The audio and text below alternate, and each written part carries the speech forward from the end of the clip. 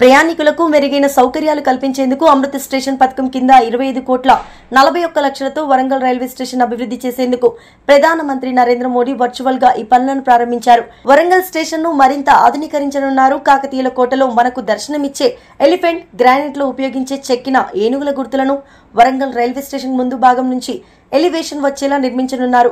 దేశవ్యాప్తంగా 554 తెలంగాణ రాష్ట్రంలో 15 రైల్వే స్టేషన్లో ఆధునీకరించనున్నారు.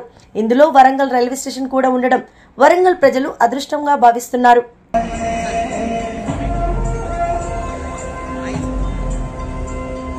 కార్యక్రమంలో భాగస్థులమైన మనం ఈ కార్యక్రమం యొక్క విశేషాలు తెలుసుకుందాం. కేవలం స్టేషన్ల నిర్మాణం మాత్రమే కాదు, ఇది మన దేశ పునాదులైన ఐక్యత,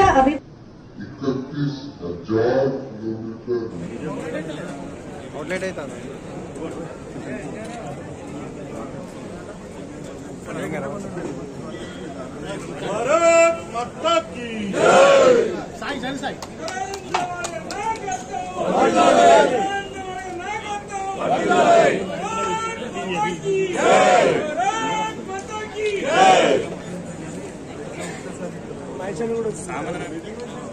నమస్కారం.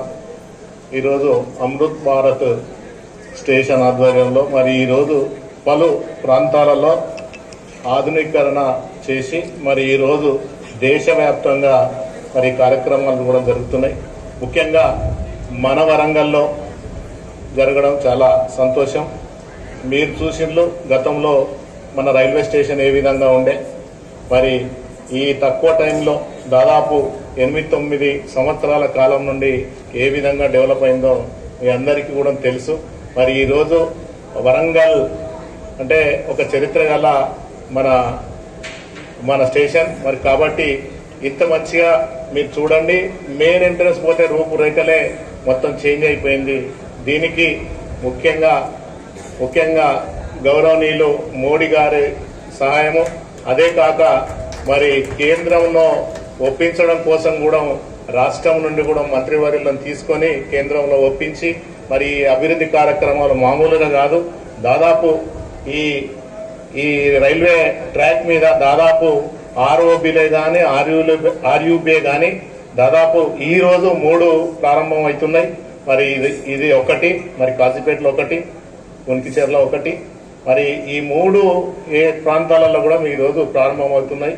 మరి ఈ రోజు వరంగల్ కు ఎప్పుడైనా కానీ ఏ కార్యక్రమం అయినా ఎక్కువ కాజీపేటలో జరుగుతాయి.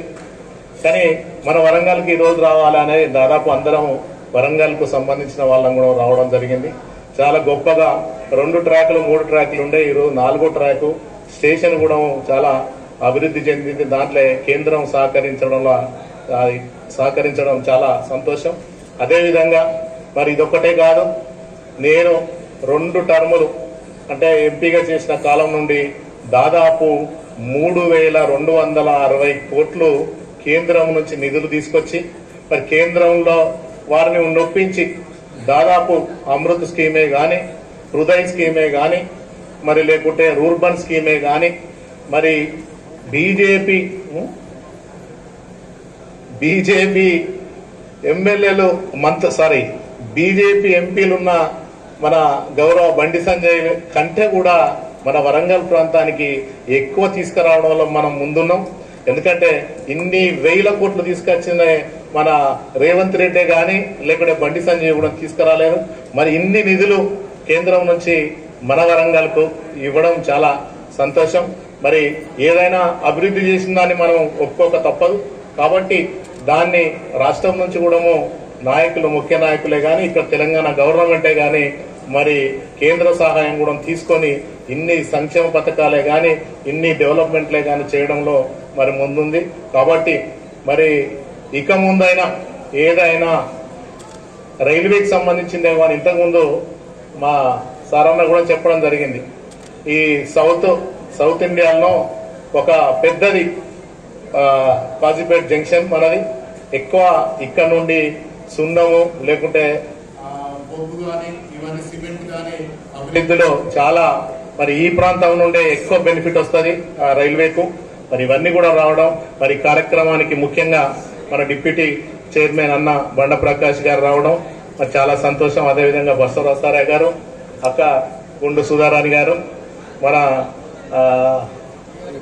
జిఆర్ఎం రాజీవ్ గారు, మరి నిజంగా మా జిల్లా ప్రముఖ నాయకులంతా మరి రావడం, ఈ కార్యక్రమానికి జెడ్పీటీసీలే గాని కార్పొరేటర్లే గాని వీళ్ళందరూ కూడా ఈ అభివృద్ధి కార్యక్రమంలో అందరూ హాజరైనందుకు మీ అందరికీ కూడా ధన్యవాదాలు తెలుపుకుంటూ ముగించుకుంటున్నాను.